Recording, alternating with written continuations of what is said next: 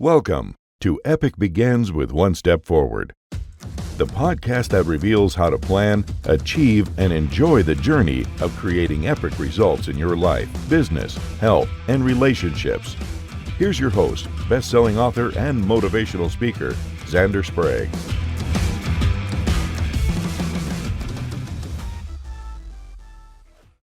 Hello, epic people, and welcome back to another exciting episode of Epic Begins with One Step Forward. Today, I am so honored to be joined by Marcus Higgs, and I'm telling you, this is going to be an interesting one, folks. So, Marcus, tell us a little about who you are and what you do. Hey, Xander, it's wonderful to be here. I'm Marcus Aurelius Higgs. That is my real name. I'm a communication coach for parents of preteens. I help parents open up the communication between them and their kids during this specific formative time of the year when they're transitioning dependence into independence, establishing that character that they're trying to figure out and find, and helping parents do that through communication, knowing the specific challenges of this time, of this age, and how we might meet those challenges. Definitely. That's interesting. So first question I have is, how did you get into talking about preteens? It's so wonderfully specific and so important. Yeah. But So, it sort of yeah. seemed random. Like I did just a very how did you get there? Okay, so there are many different ways in which we can get to the end. I'll mention off three brief ways, and then I'll tell you the origin story, if you will. I used to be in the classroom as an international school teacher, teaching grade 12 and grade 9, and then I got to teach grade 5 for half a year while my friend was on maternity leave. And I wanted to answer the question, one, how can we teach grade 9 to write the greatest story ever told? That's where you're the author, the audience, and the actors on the stage, all the same. How do you live a good life? Mm-hmm. My name is Marcus Aurelius, so I often answer that question. Second, I wanted to answer the mental well-being question. Like, what's up with this crisis? Because these fifth graders, they were awesome and they were coming into middle school. And it's just like, how do we safeguard them or how do we prepare them so that they can be, one word is resilient, but also expansive. They can understand who they are and then expand into this world. And then I grew up as such. I grew up as a third culture kid. That means, are you familiar with the term? Or I'll explain it to the audience. Please explain it to the audience. It's where your passport doesn't necessarily match your birth country or that of your parents or your upbringing. And oftentimes these are international school students. My mother was from the Philippines. My dad was from the Bahamas. I grew up in America. I also grew up in Bahamas. And you're answering questions of identity and who are you? And you know what? While I say this is unique to me, but I mean, this is the human experience, right? This is a shared human experience.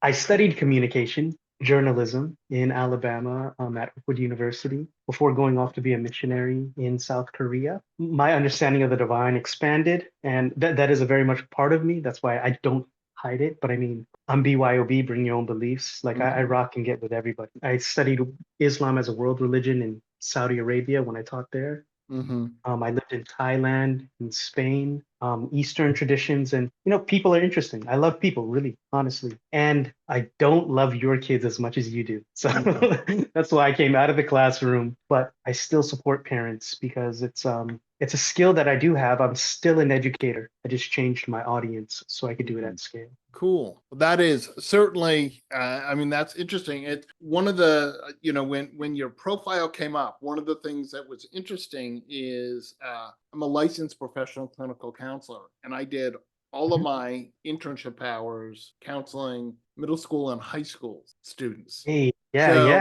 So when you're talking about, those fifth and sixth graders and that transitional time and them being resilient, I certainly talked a lot about and showed their resilience, to my clients where I talked about, you're really resilient, and like, no, I'm not. I'm like, no, really, you are. And got a real firsthand view, those challenges, right? And I certainly remember, the challenges I had in fifth and sixth grade, ninth grade, all of that. But I was like, ooh, yeah, that's interesting. And getting to witness some of that transition of starting to feel for the independence and frustration with the parents, some of which, as a parent myself, I'll admit there were times where it was really hard not to laugh at the sixth grader who was upset that their parent wasn't going to let them stay out until like 2 a.m. to hang out with older kids, right? And I'm like, sorry, but I'm just going to have to say your parents looking out for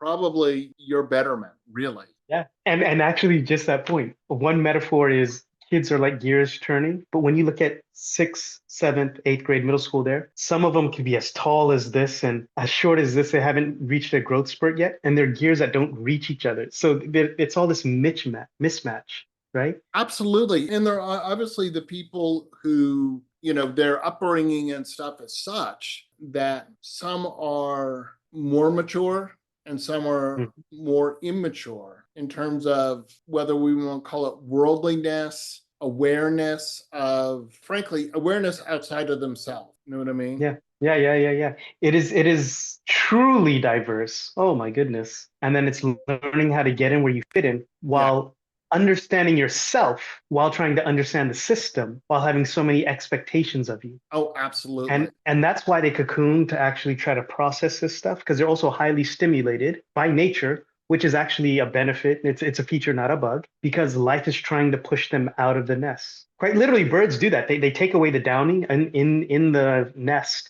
so that the spikes will expose themselves so the birds will jump out. Right. Or the baby birds will jump out. But And nature is doing that from the inside out. Yeah, go on. And what's interesting about this epic journey that they're on is, I guess, being a history major, I always look at and go, let's remember the past and let's have perspective and stuff. And if we take a really long view, right, the age at which you're, fifth, sixth, seventh grade, from a incredibly long historical standpoint, was when you became a man or a woman. There were tests that happened. You were brought in to be able to do things. If you were in a hunter-gatherer culture, you now may be able to go out on the hunts. Rite of passage. When life expectancy was like 40, you might get married and start to have children and stuff. And now we look at it and say, oh my gosh, they're only 12. Like, what? Oh my gosh, they're so young. We got 8 more years before we even begin to think about pushing them out of the nest and stuff. And so it's just this interesting historical perspective. And obviously there are many places in the world where when you are at that age, you are becoming, being treated more like an adult than we do here in the United States. Yeah.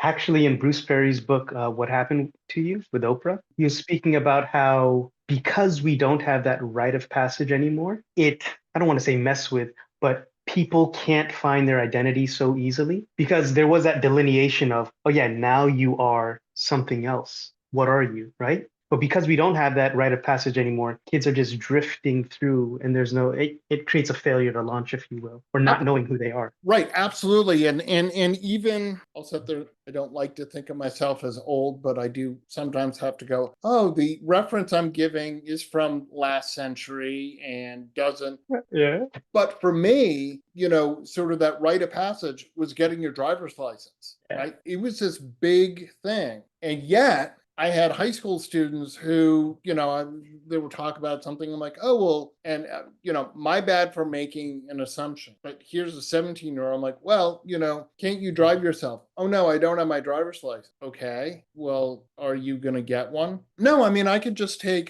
an Uber or a Lyft wherever. And I'm like, okay. That's so true. Although that is somewhat true, I said, let's look into the future machine. You go to college. You have your first job, perhaps they send you to, I don't know, Wisconsin. They're not going to pay for you to Uber around for your job when they could have you rent a car for like $100 for the time that you're there. They're not going to pay $100 in Ubers. And oh, by the way, Uber isn't everywhere. Really, it's not, and I was like, perhaps you'd like to have a license. It's just a really helpful piece of plastic to have for so many reasons. Identifying you. Something comes up and you have to drive a car, an emergency. Anyway, so that rite of passage doesn't seem to sort of be there. And you're right, we don't have these bigger rites of passage. So here, oh gosh, we're having a great time here, Marcus. Question for you. What would be a couple of pieces of advice that you would share with parents who might have children in coming up to or in this time frame, an epic message of communication? Hey, okay. But you know what? I always, I always say I don't give advice unless I'm asked directly. Okay, Because, but there's got to be then it some is fine. stuff You that, asked me. yeah, And this will be more general because yeah. it has to be relevant to what a person's going through, right? Mm-hmm. To a person. But in a general sense, your child is going to be searching for their understanding of what this world means. So this is a developmental window I work between 10 and 14. Mm-hmm. Everything that you've done before then, your words have been gospel. That is to say, black and white, it's been the truth. You were the law, you were their Mm-hmm. manager, and so on. Mm-hmm. You're now shifting into a role as a coach, in which the approach of parenting I do is autonomy supportive parenting. Mm-hmm. That means helping them finding themselves and supporting them in there while slowly removing yourself away, right? Mm-hmm. Now, in doing that, they're going to look to other sources for what might be true. They're going to be skeptical of you. They're going to be skeptical of other people. And then some people they're going to lean more into, and others are not. It's not personal. It's not permanent. They are going to form their own understanding. And there is communication approaches to help walk them through their thought. To help you on this epic journey, understand that sometimes parenting is beyond a marathon. All right. They say it's not a marathon, it's a sprint, it's not a sprint, it's a marathon. It's beyond a marathon. Their personalities will change over time.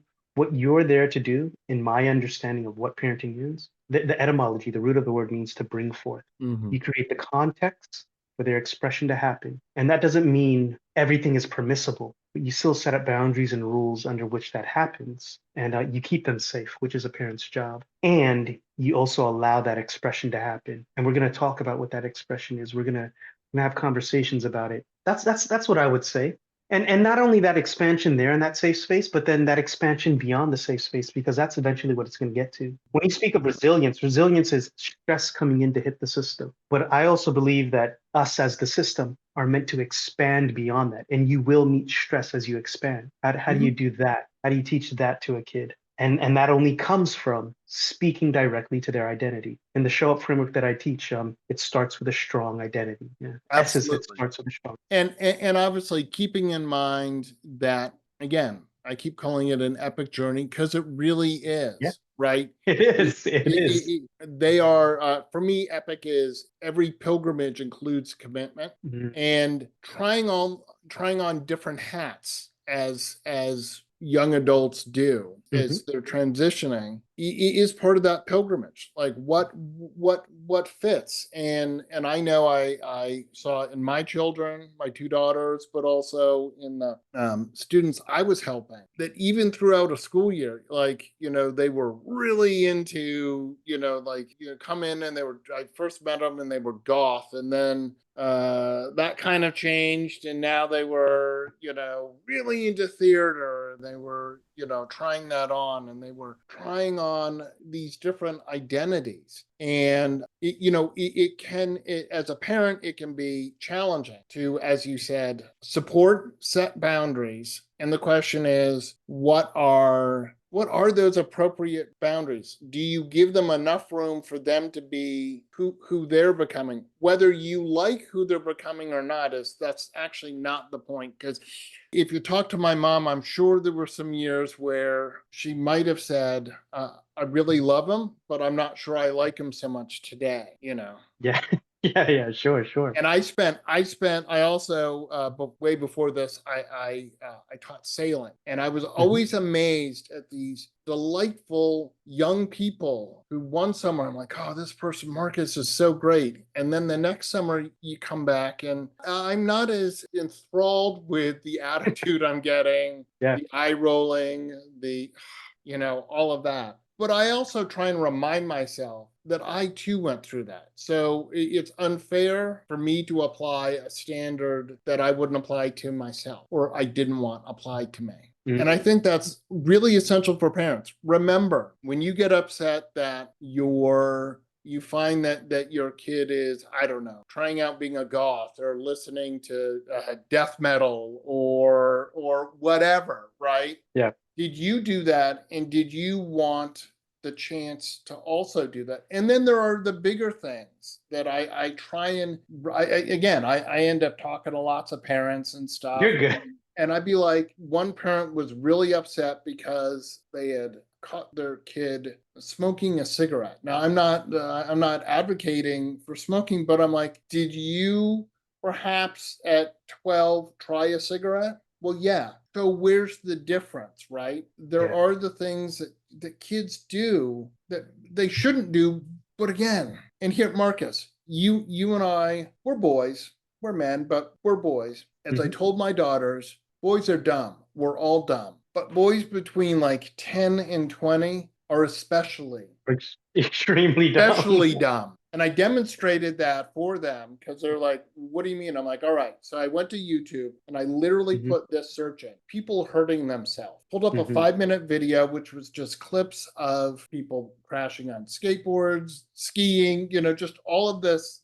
And 5-minute video, and we got done. And I said, how many women were in there? There was like one or two. Yeah. And I said, boys are dumb. I said, here's how we think. Marcus, wouldn't it be great to ride our bike off the roof? Yeah, let's go. It's only when someone's lying there with their ankle in a direction it shouldn't be, where someone goes, oh, we could get hurt. My daughter's like, how do you know you wouldn't? How didn't you think about getting hurt? I'm like, that's the difference between the boys and the girls. The girls take it 1 or 2 steps further. Doesn't mean that they're not making bad decisions, but boys make incredibly bad decisions. And I said, I did all kinds of crazy stuff. The fact that I'm here is honestly a miracle. We didn't have bike helmets. I did crazy stuff. I jumped off of a shed with a umbrella. Just, hey, I'm going to parachute. It's funny because I've done it. Yeah. Again, I say it and you're laughing because you're like, I'm maybe not exactly that, but I too did some, and you look back and go, You did some dumb things. Wow, how am I not maimed or paralyzed? But my point there for the parents out there is try and keep the perspective of what you did and what you wanted. Okay, it doesn't mean that you don't say, no, I'm not going to let you do that. I grew up in the 70s. We didn't really wear seatbelts. I did stuff like put my hand out the car, put half my body out the car to see what it felt like. Yeah. What I hear you saying is empathy. Yeah. Yeah. So always in all interactions have empathy, and then if you understand where it's coming from, that even extends your empathy, if you will. Absolutely. Yeah. Keeping in mind that there is a huge transition, that the child that you knew and loved is changing as a person. We all change. Keep in mind and sometimes change in general is not easy. There's all kinds of Change stuff. is always effortful. Change is always effortful. Absolutely. Yeah. And puberty brings all kinds of crazy stuff. Yeah. I mean, the kid smoking probably, and I say probably because there has to be, again, there's no meaning without context. So I'd have to know more of the context. But kids at that age are sensation seeking. They're testing boundaries. They're seeing what they can get away with. They heard something and they're going to say, okay, well, let me try something. And one thing they teach us in communication is there will always be conflict. And really what conflict is just two differing wants. Two differing wants. That's all conflict is. Sometimes the two different wants are within yourself. Sometimes you're outside. But you don't want your kid smoking. You want well-being. Your kid wants to try something else. There's nothing wrong with the conflict because all relationships have conflict. What matters is how we deal with it. And what conversation do we have after it? What sense do we make? What processing? And how do we hold them in dignity while still communicating with them the value of taking care of yourself without being preachy? Again, there are frameworks to help with all this in your communication. Yeah, so there's ways to manage it, and it's not easy. don't think me saying it on the other side of the screen is saying it's easy, but there are frameworks that make it that help make the execution of it easier. Absolutely, and I also think some honesty with your kids, acknowledging that it can be a challenging time, that your communication has been challenging. You too as a parent are at times struggling a little, talking about what you want, right? And I lucky I have really open communication with my daughters, and as they were going through stuff, I'm like, look, I understand that you want to do this and think that I'm being restrictive. From my perspective, I want to protect you. I want for you to be safe, but I also understand that you want the freedom to do stuff, and I want for you to have that. I just need to do my part, and I may fail or come back and say, parents, I don't think say this enough. Say you're sorry. We expect our kids to say sorry when they hurt us, but as a parent, you got to come and say, look, I am sorry. I was angry. I was scared. I was whatever. Because I think that fosters that it is a safe environment for your child to say, I'm confused or I don't know. So all healthy growth starts from truth, right? You have to start with the truth. And if you don't say, I'm sorry, then we're always going to think, one, I have to be perfect. And when I'm not the fullness or perfect of it, I have to hide it. But if we want to actually teach these pro-social behaviors to our kids, we have to model them. And saying sorry is saying, hey, I did something that wasn't in alignment with who I want to be. I'm making it right. And this is what I decided to do going forward. Yeah. That's what healthy growth is. Right. Or I'm going to try. I may fail again, but understand I commit to doing it differently. I'm aware. And also, in a respectful way, you too can remind me when I'm straying from my goal. But I think that's important because parents I've got to get it right. And look, there's no instruction manual. Okay. The only time your child is perfect is in the first 2 seconds they're born. And then we just start to chip away at it with bad decisions. And I hold a different perspective, or may I share a different perspective? Absolutely. Sure. I 100% agree that you're born in your fullness, right? I believe you continue in your fullness. It's just that your attention and awareness is brought away, and it's compounded with all the minutia and BS bad stuff stories that we pile on top of it. Absolutely. And you're still in your fullness. I'm not implying that as parents in general are, but what I'm saying is, there is no instruction manual. Everyone makes mistakes. No one is perfect, right? And keep in mind as a parent that just because your child at 5 was such an angel, at 12, there may be a little more of the, I'm going to test the boundaries. I may throw some attitude towards you. But again, in general, everyone understanding and having that open communication, I want my daughters to talk to me about what's going on. That can only happen if they feel that it's safe to do so. That's one definition of psychological safety. It means the ability to be authentically myself without fear of threat. Yeah. So if I can be me without fear of threat, then I may say some things that will rub you the wrong way. But like Rumi says, if we run away from everything that rubs us the wrong way, however will we be polished? Yeah. It's when we understand. It's when we understand that there's the rub. Like sorry, I was an English teacher, but that's what Shakespeare said. The rub in Hamlet. But that's what the rub is. So don't run away from it. It is part of the growth. That's why it's called growing pains. And when you understand that, you can better manage it. Right. Well, believe it or not, our time is coming to an end here, Marcus. Hard to believe. It's so much fun. How can parents who are like, oh my gosh, I need what Marcus has. How can they get a hold of you? MarcusHiggs.com. That's where I am. And then workshops.marcushiggs.com. I have some workshops that I'm posting soon. Cool. But they should be there by the time this is published. And on LinkedIn, you can reach out on LinkedIn. I'm not so much on other social networks, but if you meet me there, you'll see what I'm putting out. And cool. Reach out. All right. Well, Marcus, I want to thank you. Truly an epic conversation. So much information, so helpful. Thank you so very much. It's been a pleasure. That's great. And I want to remind everyone that you can go to epicbegins.com to find all the information you need for your epic journey. And as always, remember, epic choices lead to the epic life that you want. Get your gift copy of the award-winning book, Epic Begins with One Step Forward, at epicbegins.com. That's a wrap on this episode of Epic Begins with One Step Forward with your host, Xander Sprague, best-selling author, internationally acclaimed public speaker, and licensed professional clinical counselor. To make your next conference or event epic, send an email to Xander at zander@epicbegins.com. Be sure to subscribe so you don't miss the next episode. Remember, epic choices, epic life.